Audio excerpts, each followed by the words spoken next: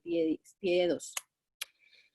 Estas son las malformaciones pues, que les estaba comentando. La primera imagen es esas manchas pequeñas azuladas que usualmente están asociadas a tromboflebitis, que son las mismas que se ven en la imagen número B, y ya vamos a poder ver lesiones más grandes como las que se ven en la imagen número C, que son lesiones más deformantes pero menos sintomáticas. ¿Cómo vamos a hacer el estudio de estas lesiones? Entonces, inicialmente la radiografía pues, nos puede mostrar clasificaciones por episodios previos de tromboflebitis, nos puede mostrar los flebolitos.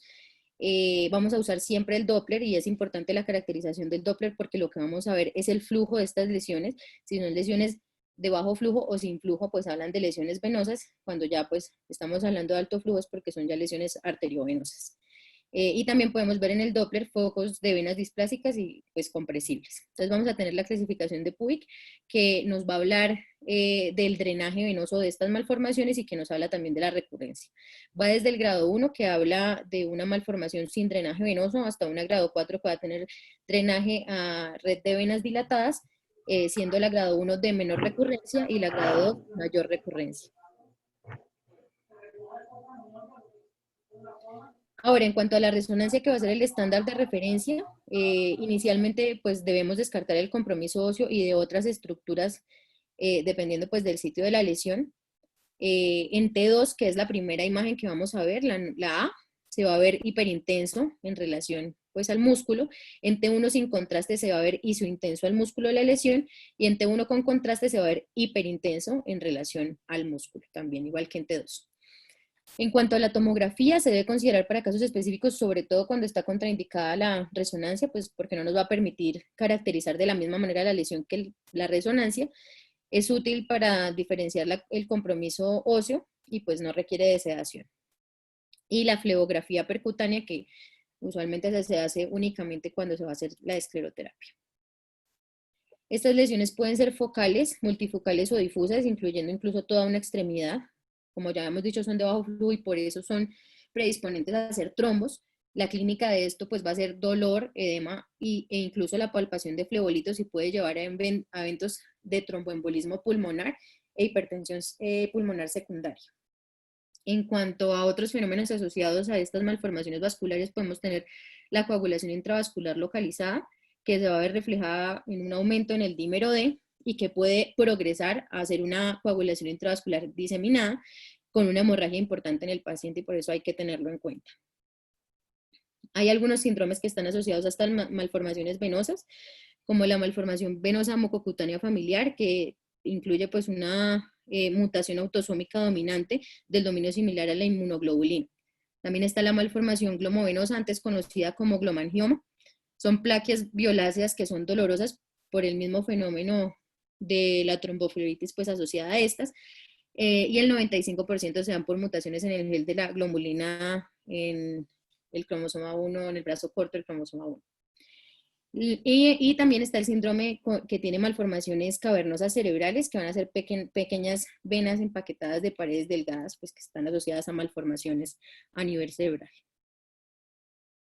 En cuanto al tratamiento, entonces pues vamos a tener un amplio espectro y esto va a depender de los síntomas del paciente, del compromiso funcional del paciente y de que también se pueda pues manejar. Entonces inicialmente vamos a poder hacer una observación siempre y cuando no esté asociado a un trauma que vaya a desencadenar un trombo y un embolismo posterior, que no esté asociado a infecciones recurrentes o que no esté asociado a un aumento importante del tamaño con el influjo hormonal, pues dependiendo de la edad del paciente. Hay que tener en cuenta pues que estas lesiones sean lo menos sintomáticas y que no amenacen la vida para poder hacer un manejo observacional. También hay que tener en cuenta las alteraciones cosméticas funcionales y la presencia pues del dolor. Traje esta revisión de 207 casos que hizo el grupo de Jun, en el que se observaba que el 30% de los pacientes no tenían síntomas persistentes a largo plazo, 32% de estos presentaron progresión de las lesiones cuando se les hizo observación, pero se vio más adelante que estas malformaciones no eran solo malformaciones venosas, sino eran ya malformaciones complejas asociadas también a malformaciones capilares o de vasos linfáticos. ¿Cuáles eran las estrategias que daban para la observación? La primera era mantener la cabecera alta cuando eran malformaciones que estaban en cabeza y cuello. El uso de aspirina cuando pues para disminuir los eventos trombóticos y el dolor, que es pues lo que causa este síntoma, y evitar exacerbadores como los anticonceptivos orales por el componente protrombótico. El grupo de GEIN también es una revisión con 176 pacientes. 31 de estos 176 pacientes fueron manejados con observación estricta o ASA más compresión y demostraron a largo plazo que no había aumento de los síntomas en ninguno de los dos grupos. ¿Cuál va a ser el umbral del manejo o el tope de este manejo? Pues considerar que no haya un deterioro funcional del paciente ni un aumento de los síntomas del paciente con esta observación. Tenemos como segunda opción la escleroterapia. Hay diferentes tipos de agentes esclerosantes, agentes basados en alcohol, espuma de sulfato de tetradecilo de sodio, ioleato de etanolamina y la bleomicina. Hay muchos tipos de agentes y se usan diferentes tipos de agentes pues en diferentes partes. Vamos a ver un estudio de 158 pacientes del grupo de Jun en el que demostraron que las características favorables para hacer un manejo con escleroterapia, que son los pacientes a los que mejor les va con esta escleroterapia, son pacientes que tienen lesiones que son menores a 5 centímetros, que tienen un retraso en el drenaje o sin drenaje al sistema venoso, es decir, una clasificación baja de Puig, y los pacientes de género femenino. También traigo esta revisión sistemática de 14 estudios con 761 pacientes del grupo de Gurgax, en el que mostraban, bueno, que el mayor agente esclerosante utilizado era el etanol, tenía una respuesta muy buena del 21 al 95%. Dentro de esta revisión sistemática había uno de los estudios, que era el estudio de Shao, en el que mostraba también una excelente respuesta hasta en el 82% de los pacientes, con 276 pacientes que fueron manejados con bleomicina A5 o morruato de sodio. En cuanto a las complicaciones que se vieron en esta revisión sistemática, hasta el 16% de los pacientes las presentaron con cualquier agente esclerosante e iban en un espectro desde el tromboembolismo pulmonar, la necrosis tisular, lesiones nerviosas, hemoglobinuria, hipertensión pulmonar y trombosis venosa profunda. En cuanto a la necesidad de cirugía posterior a escleroterapia, en esta misma revisión sistemática, en un seguimiento de 1 a 5 años, el 7% de todos estos pacientes requirieron de un manejo quirúrgico posterior a la escleroterapia.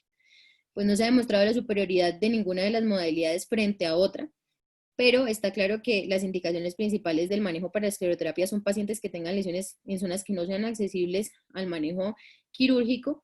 Se usa también como ayudante preoperatorio para disminuir el tamaño de la lesión y así disminuir la invasión pues, en el momento de la cirugía, para el manejo sintomático y para el control local.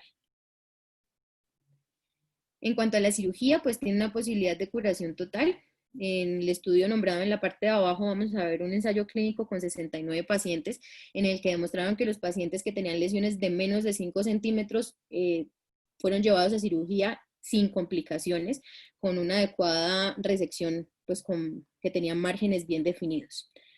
Pero hay que también, digamos que mostraban que había que considerar otras modalidades de tratamiento o la combinación de tratamientos cuando habían lesiones que eran mayores de 5 centímetros, que tenían una infiltración difusa o que tenían dificultad en la zona pues, para el acceso al abordaje quirúrgico.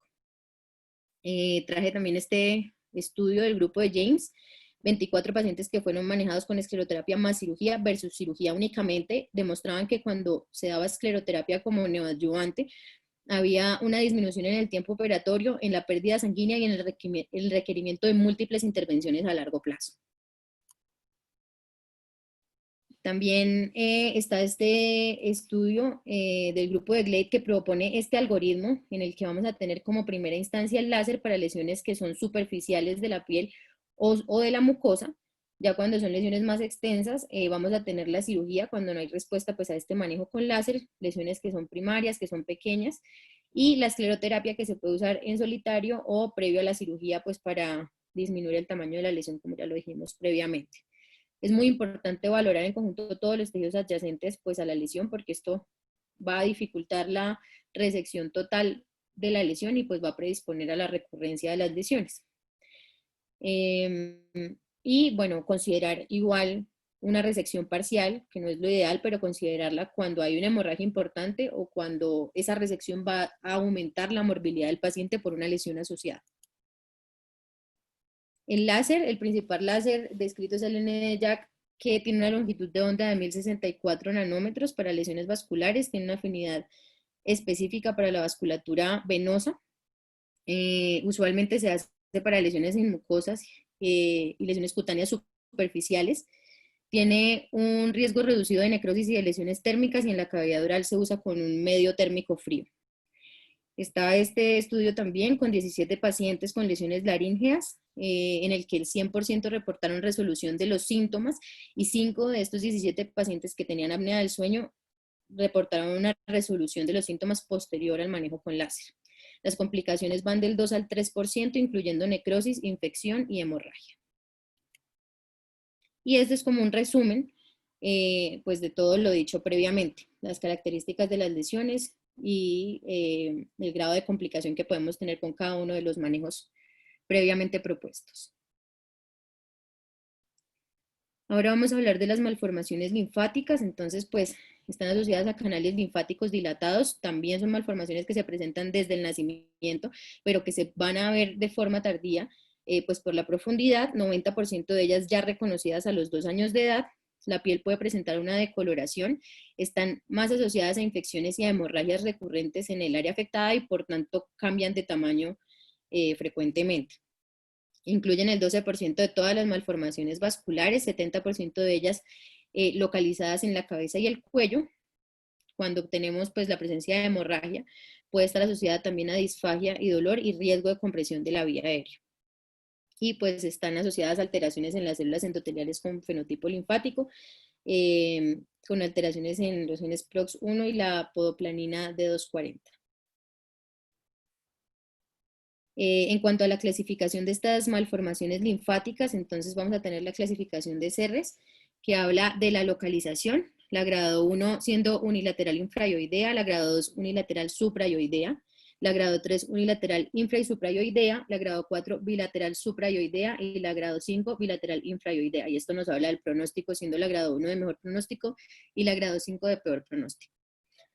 La clasificación pues también se va a hacer con ultrasonido y principalmente con resonancia magnética, teniendo en cuenta si estas lesiones son microquísticas o macroquísticas, y esto es lo que nos va a dar el pronóstico y el manejo en estos pacientes, siendo de peor pronóstico las lesiones que son microquísticas con un diámetro menor de 1 centímetro, y de mejor pronóstico las lesiones macroquísticas con un diámetro mayor de 1 centímetro. Entonces, en el ultrasonido vamos a tener igual una ausencia del flujo.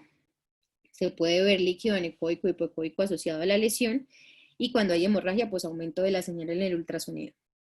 En la resonancia magnética en T1 y en T2 se van a ver hiperintensas al músculo. Los síndromes asociados a malformaciones linfáticas, entonces vamos a tener 2 principalmente. El primero, la anomalía linfática generalizada, que es una malformación multifocal que incluye pues diferentes tipos de tejidos, la piel, el tejido celular subcutáneo, diferentes vísceras y el hueso. Puede asociarse a derrame quiloso en diferentes cavidades como la cavidad pleural, la cavidad peritoneal y a fracturas patológicas. Y está el síndrome de Gorham-Stout, que tiene las mismas características de la anomalía linfática generalizada, pero asociada a osteólisis progresiva. Ahora, en cuanto al linfedema, vamos a tener linfedema primario y secundario, siendo pues la malformación vascular el linfedema primario. Entonces, en el linfedema primario, pues dado por aplasia y hipoplasia de la red linfática, vamos a ver un edema con fobia o un signo de Stemmer positivo, y se confirma con una linfocintigrafía, que es como una pues camografía, pero de los vasos linfáticos. Tenemos descritas la enfermedad de Milroy, que habla de una aplasia de esta red linfática, y la enfermedad de Meish, que es una hipoplasia de la red linfática. En cuanto al tratamiento, entonces la principal estrategia va a ser la observación. Se ha visto una tasa de regresión del 1.6 al 16%, y esto se debe considerar en ausencia de infección, deformidad o de una sintomatología importante. Entonces traje esta serie de casos de 104 pacientes del grupo de Perkins, 12.5% de estos pacientes con una regresión espontánea, cuando estas lesiones eran macroquísticas, tenían menos de 5 septos, y algunos de ellos requerían pues de una resección de la piel excesiva pues posterior a la resolución de la lesión. También esta serie de 8 casos en un seguimiento a 33 meses, en el que mostraban pues que los pacientes a esos 33 meses persistían asintomáticos. En cuanto a la cirugía, pues era común a principios del siglo XX, cuando no teníamos otras alternativas adicionales. Sin embargo, tenía pues bastantes dificultades por la alta recurrencia que se presentaba posterior a esta, por una imposibilidad de hacer una resección completa de la lesión y pues la extensión a áreas complejas de la cabeza y del cuello, que era lo que no permitía la resección completa. Una mortalidad hasta del 44%, que usualmente estaba asociada a la necesidad de hacer la resección completa. Ahora las lesiones microquísticas, como ya habíamos dicho, son de peor pronóstico y tienen una menor posibilidad de hacer una resección completa de esas lesiones. Con la técnica actual quirúrgica, la morbilidad disminuyó bastante, pero la recurrencia sigue siendo alta, hasta del 30%. Los principales candidatos al manejo quirúrgico van a ser los pacientes con lesiones macroquísticas con invasión limitada. Sin embargo, las otras terapias son poco efectivas en los pacientes que tienen lesiones microquísticas, y por esa razón este tratamiento termina siendo pues una opción, digamos que fundamental en el tratamiento de los pacientes que tienen también lesiones microquísticas. Traigo esta revisión de casos, de 117 casos, en el que habla de la recurrencia dependiendo del lugar en el que se encuentra la lesión, y vemos que la recurrencia menor, con una P estadísticamente significativa, se da cuando están localizados a nivel cervical.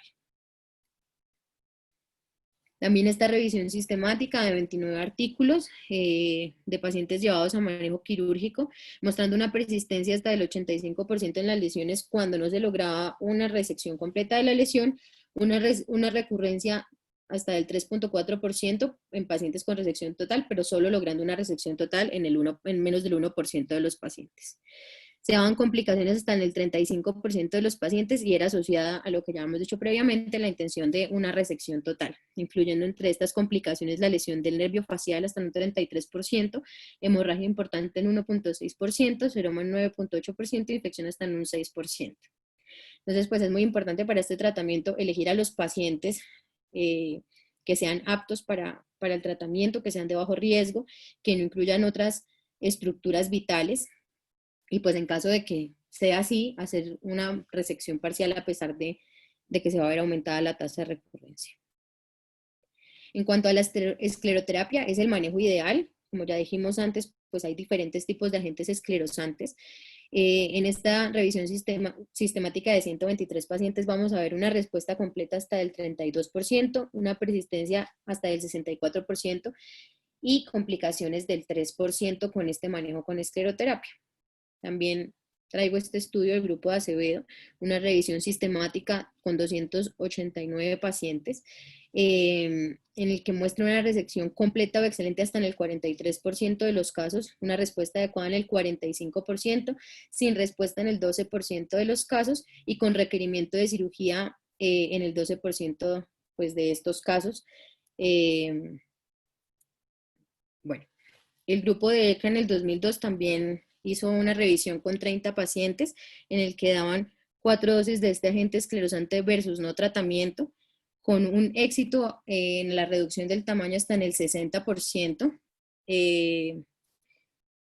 y pues mostrando las complicaciones con este agente esclerosante, que las menores eran muy escasas y las mayores eran complicaciones como celulitis, proptosis por hemorragia y traqueostomía de urgencia, que se presentó solamente en uno de los pacientes.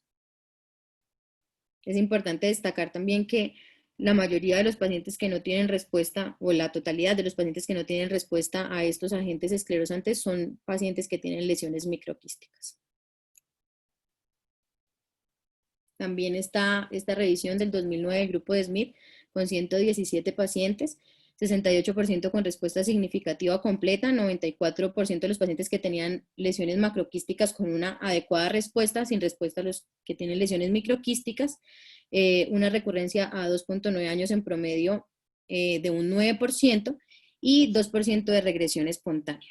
Se demostró que la escleroterapia era 4 veces más efectiva que la cirugía, con 10 veces menos eventos adversos pues, asociados.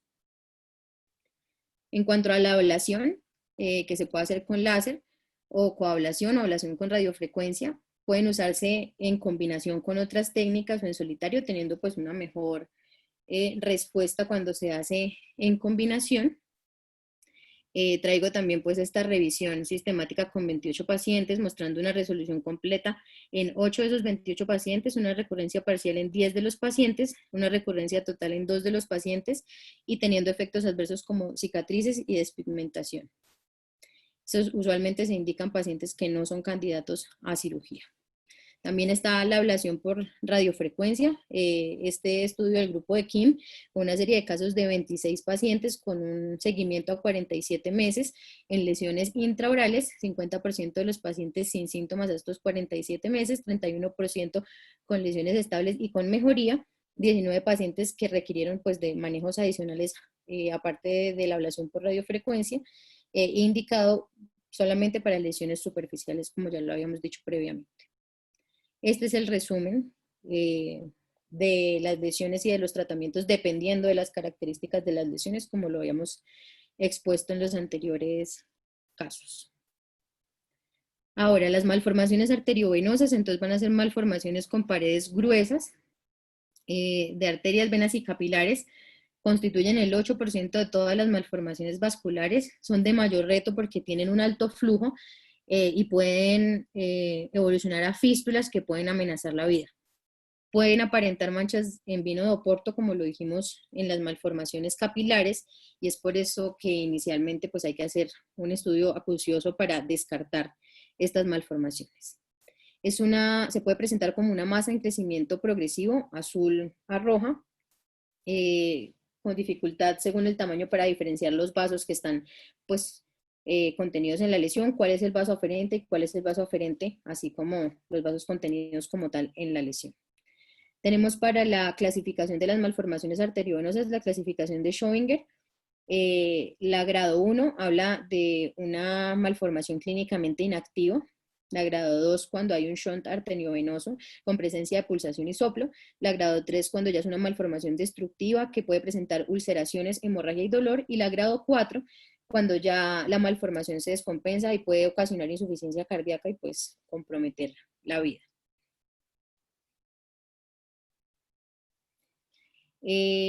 Las malformaciones arteriovenosas, entonces esta es una de las imágenes de estas malformaciones arteriovenosas. Vemos la diferencia, ya no es solamente azulada, sino también rojiza. Esto es posterior al manejo inicial, en el que hace una adecuada regresión de la lesión, pero tenemos como característica de estas lesiones que usualmente se presentan con recurrencia. Entonces, en esta tercera imagen, pues después del manejo inicial, otra vez aparece la lesión. Entonces, en cuanto a las imágenes, entonces el Doppler pues va a ser un Doppler de alto flujo asociado a shunts, nidos pues vasculares y aneurismas. La angioresonancia pues va a ser otra vez la imagen de referencia pues para el estudio de estas lesiones. En T2 vamos a ver en esa resonancia espacios hipointensos, nodulares o tubulares. En T1 sí se van a ver vasos hiperintensos y es la secuencia ideal pues, para descartar lesiones óseas asociadas. En cuanto a la observación, no hay evidencia que soporte solo la observación, porque estas lesiones pueden tener progresión y amenazar la vida. Observarlas puede hacer que aumente el riesgo y empeore el pronóstico de las lesiones. La mayor expansión de estas lesiones se dan en mujeres desde los 9 a los 21 años y en los hombres de los 10 a los 21 años. Solamente, digamos que se puede observar cuando están en estadio 1 y solo hasta los 8 años previo pues a todo el influjo hormonal que va a hacer un aumento en las lesiones. En cuanto a la embolización y la escleroterapia, va a ser pues el manejo de elección en estas lesiones. Puede tener una recurrencia hasta en el 98%, pero la idea con el manejo con embolización y escleroterapia es disminuir la lesión para poder posteriormente hacer un manejo quirúrgico. El manejo en solitario pues raramente es curativo, hace una mejoría significativa de los síntomas, pero usualmente pues tiene una recurrencia. Igual se usan diferentes tipos de agentes esclerosantes. Traigo esta revisión del grupo de SU, 66 pacientes con lesiones grado 3 que fueron embolizadas con etanol puro, 84 pues, pacientes con un 100% de vascularización de esas lesiones con un seguimiento a 16.8 meses. Y el grupo de Kim con un seguimiento de 45 pacientes a 56 meses, con una recurrencia del 11%, todos después de los primeros 36 meses, lo que nos da pues un amplio rango para poder hacer el manejo quirúrgico de la lesión. En cuanto a las complicaciones, pues hasta el 20% de los pacientes que se manejan con embolización y escleroterapia pueden presentar complicaciones, entre ellas el tromboembolismo pulmonar, la necrosis tisular, las lesiones nerviosas, la trombosis venosa profunda y la hipertensión pulmonar. Y no hay información acerca de las diferencias pues, de cuál es mejor entre los diferentes agentes esclerosantes. En cuanto a la cirugía, como ya habíamos visto previamente, puede tener una recurrencia hasta del 81%. Es una opción que se debe tener en cuenta, se haya o no se haya hecho previamente pues, la escleroterapia. La resección local del nido de la malformación va a requerir de una reconstrucción porque usualmente pues, son lesiones que tienen una, o sea, condicionan una malformación importante. La cirugía en solitario se usa principalmente para lesiones que son pequeñas, con reportes de colateralización circundante, y si uno logra hacer una ligadura de los vasos aferentes y de la resección del nido como tal, disminuye la recurrencia. En conjunto con la escleroterapia y la embolización, entonces pues tiene mejores desenlaces la embolización, o sea, la embolización con la cirugía que la embolización en solitario. Vamos a tener una disminución de la pérdida sanguínea cuando hacemos el manejo quirúrgico y ponemos ese agente esclerosante en las 24-72 horas previas a la cirugía. Puede presentar complicaciones hasta en el 23% de los casos, pues el procedimiento quirúrgico, incluyendo ruptura de la lesión, hematoma, hemorragia significativa y daño en las estructuras pues cercanas. Este también es el mismo resumen del manejo pues de las lesiones arteriovenosas, dependiendo igual de las características de las lesiones. Y esta última, que es la malformación venulocapilar verrucosa, que es la única malformación que no está en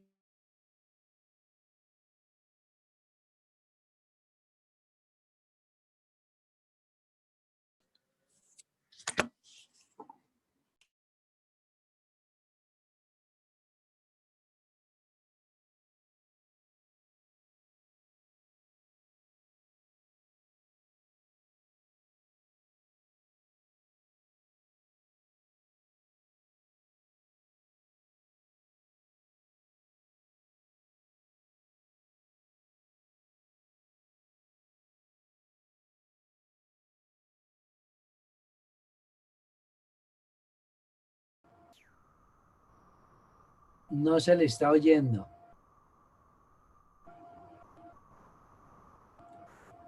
Juliana, no se oye nada.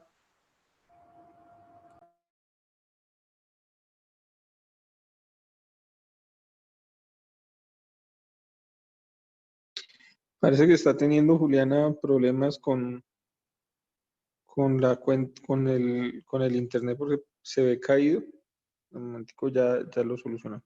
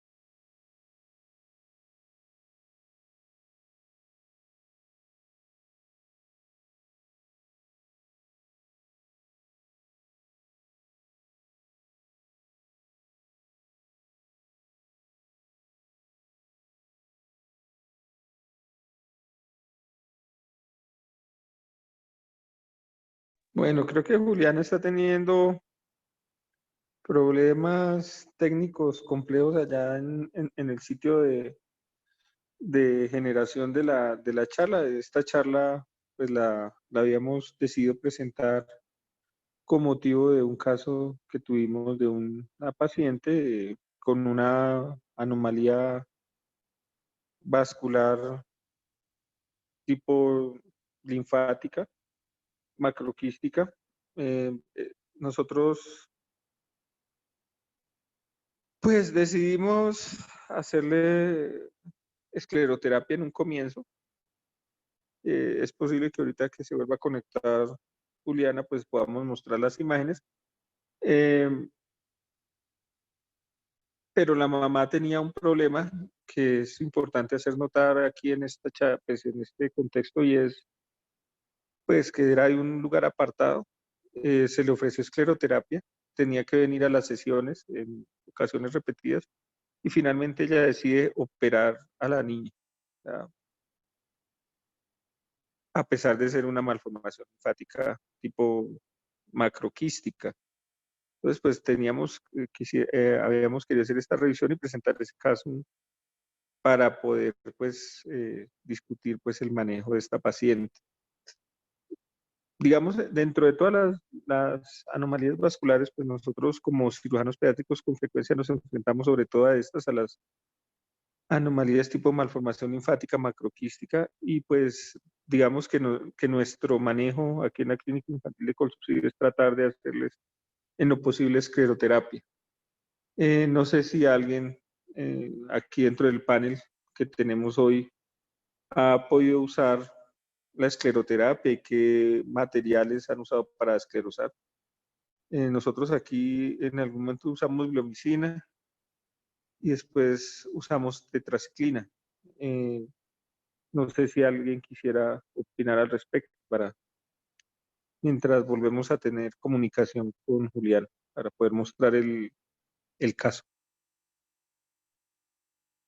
O alguien quisiera contarnos su experiencia acerca de la malformación linfática. William Murcia está levantando la mano. Le prestamos el... Sí, hola, buenas noches. La revisión iba muy buena, qué pesar que se le fue la señal a Juliana. Pues sí, realmente el tema es muy complejo. Yo creo que de las primeras cosas que nosotros como cirujanos pediatras tenemos que hacer es intentar manejar esos pacientes porque muchas veces se quedan huérfanos. A la gente no le gusta manejarlos y es que no es un tema fácil, pero definitivamente cada vez se sabe que tiene que estar más en cabeza de nosotros los cirujanos pediatras, ¿no? Son, pero no somos nosotros, no nos las sabemos todas, son temas complejos, muchas veces incluso ni clasificables fácilmente son. Entonces ahí siempre nos toca estar, pues, armar grupos con dermatólogos, con los radiólogos intervencionistas, con los oncohematólogos, porque cada vez se abren más posibilidades de manejo multidisciplinario y pues a juntarle, ¿no? Eh, pues definitivamente el, cada vez que uno le pueda ofrecer una cirugía, un tratamiento no quirúrgico, no deformante y no mutilante, pues es lo que hay que hacer porque hablemos específicamente de las malformaciones vasculares linfáticas, pues la mayoría de las veces, salvo que estén en áreas no muy visibles y que sean poco infiltrantes y que ojalá sean macroquísticas, la verdad es que la posibilidad de hacer cirugías completas y con baja recidiva es bajita. Entonces, por ejemplo, de los sitios más frecuentes que son en el cuello, pues realmente son cirugías que deforman, que mutilan y que, como les digo, la posibilidad de quitarlo completo es muy, muy remota. Entonces, en esos escenarios, pues idealmente si uno les puede ofrecerlo no quirúrgico, salvo que haya compromisos, pues, de la vía aérea o alguna cosa de esas, pues es mejor ofrecérselos, ¿no? Pero siempre trabajando en equipo y conformar estos equipos multidisciplinarios que no siempre es fácil porque pues entran los juegos de egos y también el tema del desconocimiento y entonces empieza la gente a decir que es que no le gusta manejar eso, no es que no le guste, sino que es que a uno no le gusta lo que no sabe.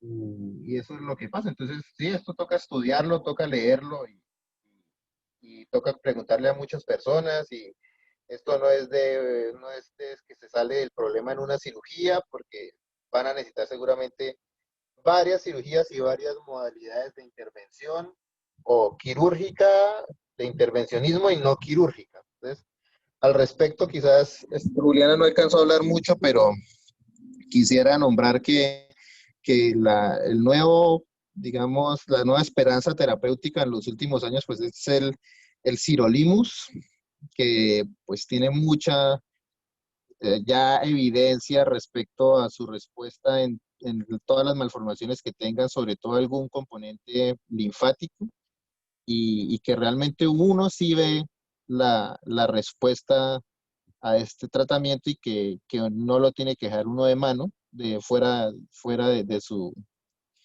su armamento terapéutico, ¿no es cierto?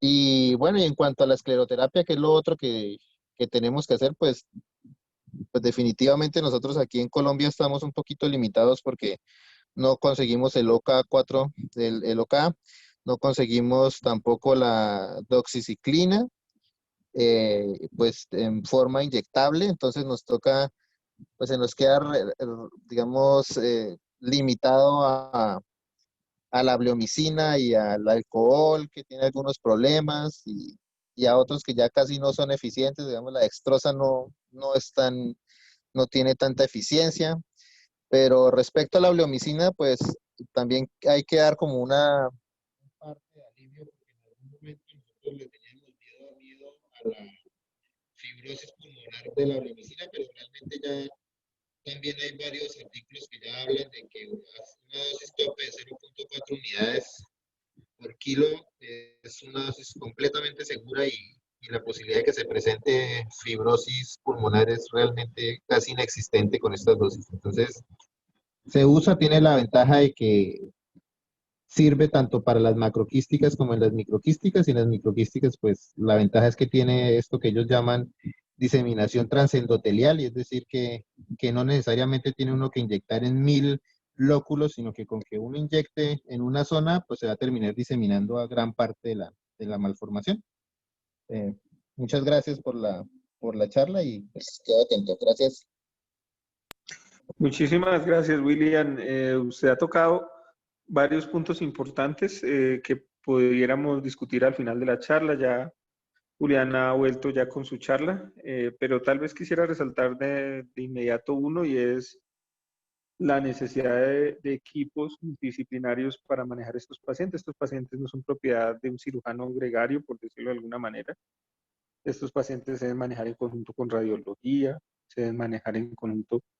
De pronto, muchas veces, si uno va a usar bleomicina con oncología para estar pendiente de la toxicidad de lo que uno le va a poner, tiene uno que tener un apoyo en una entidad promotora de salud que facilite las maniobras, digamos, administrativas para poder hacer las sesiones de escleroterapia de forma repetitiva y juiciosa. Y desde siempre, pues, saber que son patologías algo complejas que requieren varios enfoques, y no casarse uno con un solo enfoque, ni pensar que la cirugía lo es todo. De hecho, es casi que salvamento, una medida ya de salvamento, una medida que cada vez es más exótica en estos pacientes. Bueno, Juliana, terminemos la charla y si es posible, mostrar las imágenes de la cirugía para poderlas. Bueno, entonces ya pues para terminar, como les decía, esta malformación pues no tiene, pues no está contenida entre una clasificación específica de las previamente nombradas, asociada a mutación de tipo missense en la proteína quinasa 3 activada por mitosis. Y las malformaciones ya vasculares complejas, que incluyen al menos 2 malformaciones vasculares, que son el 6% de todas las malformaciones vasculares. Vamos a tener pues diferentes combinaciones que incluyen los diferentes vasos, y lo que se va a hacer en el tratamiento pues es precisamente una combinación de estos tratamientos, como ya pues lo expusimos previamente. Y como dijo el doctor Pérez, pues estos pacientes son de manejo multidisciplinario.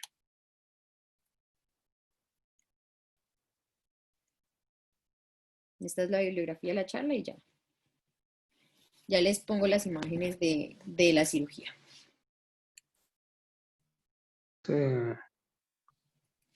Esta cirugía, pues, vuelvo y lo digo, que pues es controversial el manejo. Y es controversial en el sentido de que pues era una malformación linfática tipo macroquística cervical.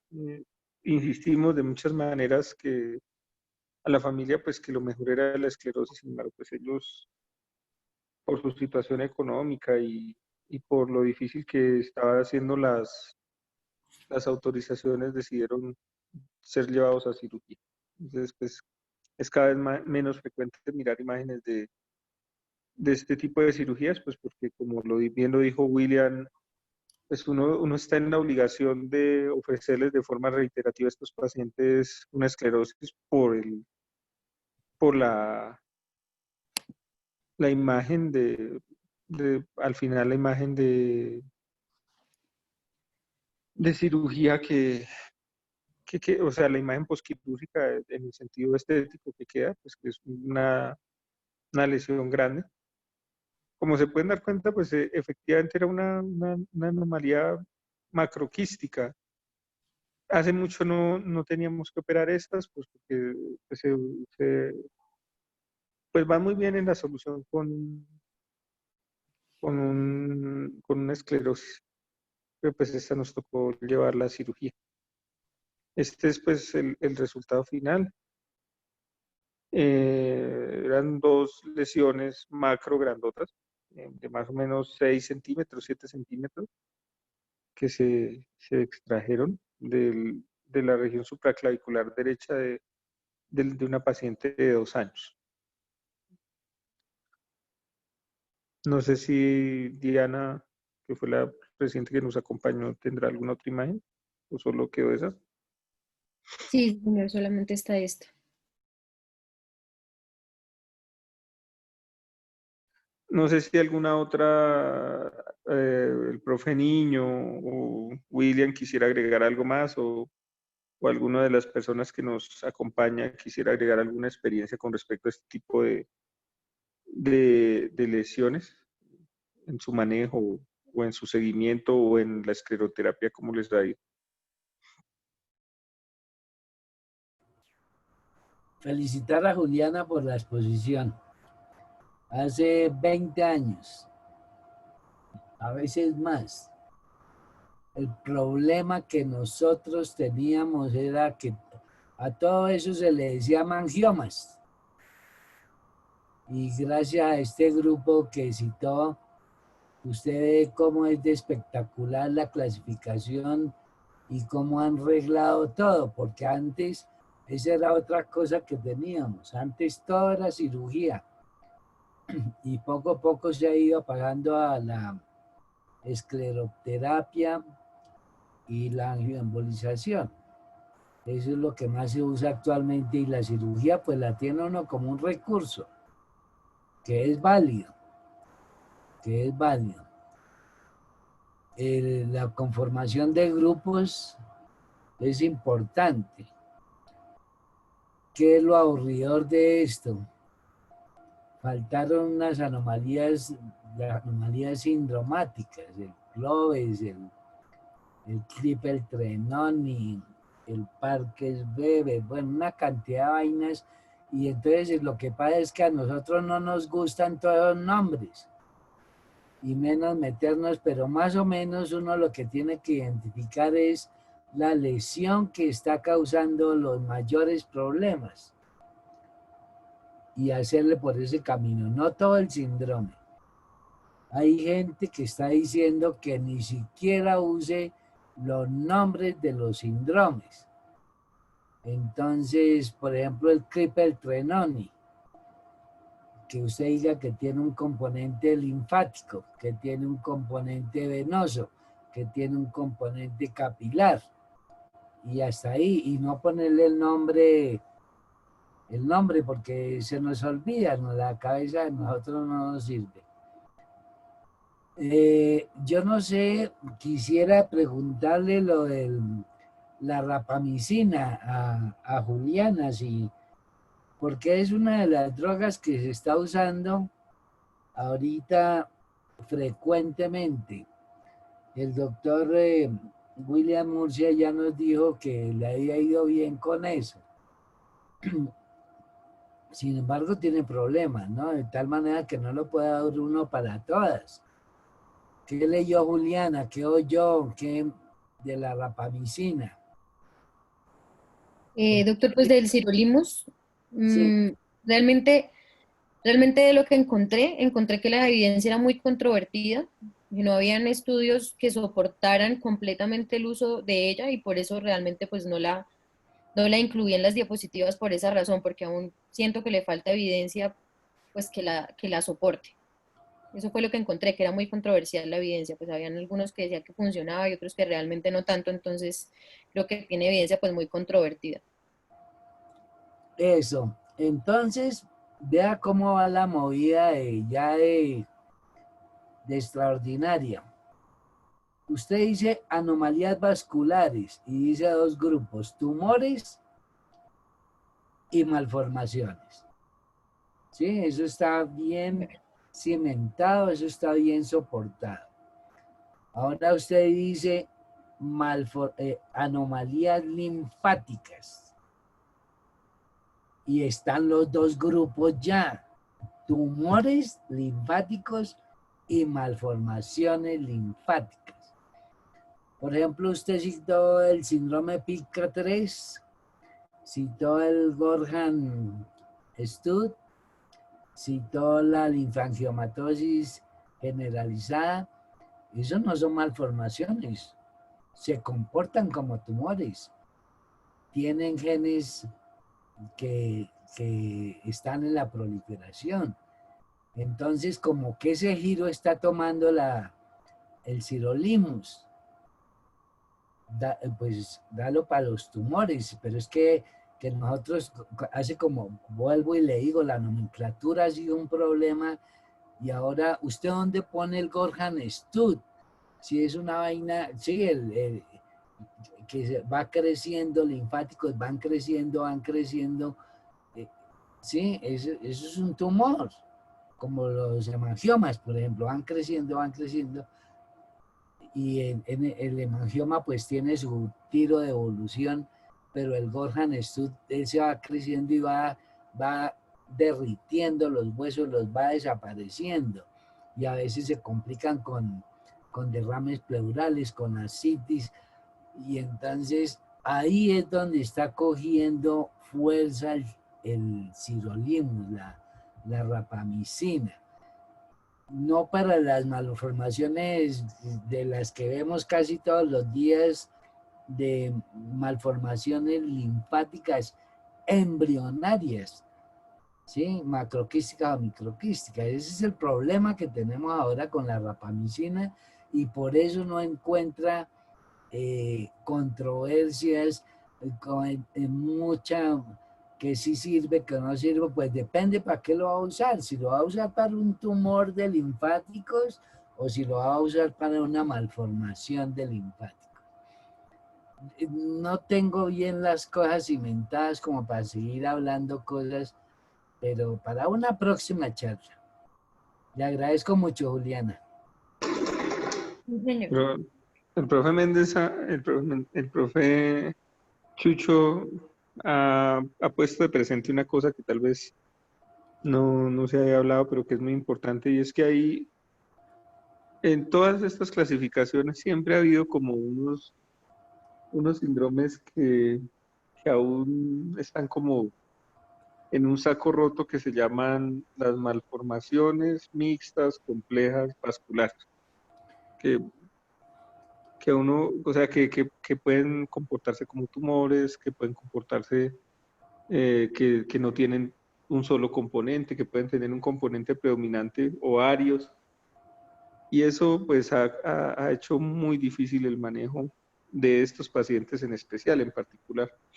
Para estos pacientes pareciera que el manejo continúa siendo anecdótico y son tal vez de los pacientes que más requieren como de un grupo interdisciplinario. Desgraciadamente, estos pacientes que estoy nombrando son los pacientes que hacen, por desgracia, un tránsito muy triste y es como un paseo por casi todos los hospitales de tercer nivel, en el caso de Bogotá, pues por todos los hospitales de tercer nivel de Bogotá, y se vuelven más que enfermedades huérfanas, pacientes huérfanos. Y eso ha sido muy difícil con estos pacientes. La verdad, pues creo que es casi como la escuela que hacen todos los pacientes de Gorham Stud y de Clipperton-Unai-Weber, de Clipperton-Unai-Park. Bueno, todos esos pacientes uno los ve ir de un hospital a otro tratando de buscar a alguien que les dé una solución y muchas veces ni siquiera la tienen, sino pues lo que requerirían es que alguien se apropie de forma integral del manejo, incluso hasta paliativo de ellos en algunas ocasiones. Entonces digamos que eso ha sido una cosa muy compleja de manejar y pues estos pacientes se vuelven una colección de resonancias en cada lugar donde van, les hacen nuevamente todos los exámenes, vuelven y los enfocan, vuelven. Y esto pues los lleva a que muchas veces incluso les proporcionen terapéuticas inadecuadas. Es complejo el panorama de estos pacientes. El doctor Murcia vuelve y pide la palabra, le cedemos el micrófono.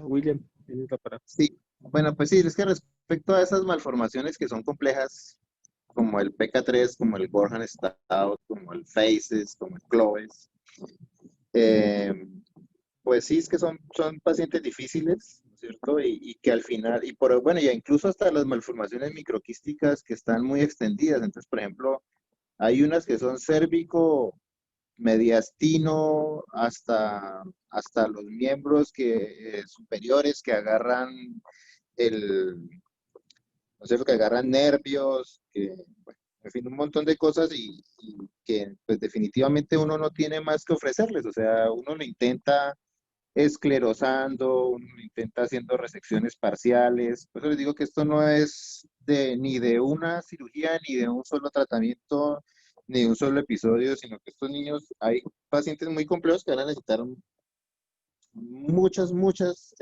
intervenciones de todo tipo, ¿cierto?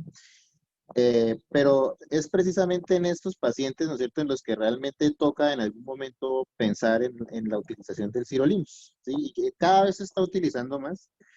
Yo escucho mucho respecto a los efectos adversos del sirolimus, pero realmente no son tan frecuentes como los describen, ¿saben?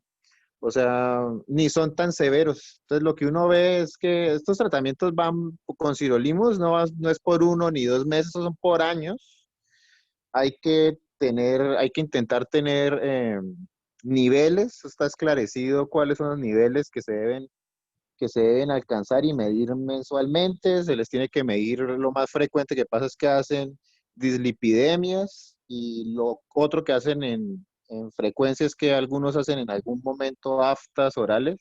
Pues son cosas que realmente no, si uno los tiene dentro de los niveles que se describen, no pasan a mayores, y complicaciones graves. Realmente vi muchísimos pacientes manejados con esto y realmente complicaciones graves no ocurren. Entonces, eso hay que tenerlo ahí en la mano. Eso cada vez se va a poner, digamos, más de presente para el tratamiento, y es que realmente hay unas malformaciones en las que no hay más que ofrecerles y sí se ven los resultados. Entonces, no se puede dejar de lado. Bueno, muchísimas gracias, William.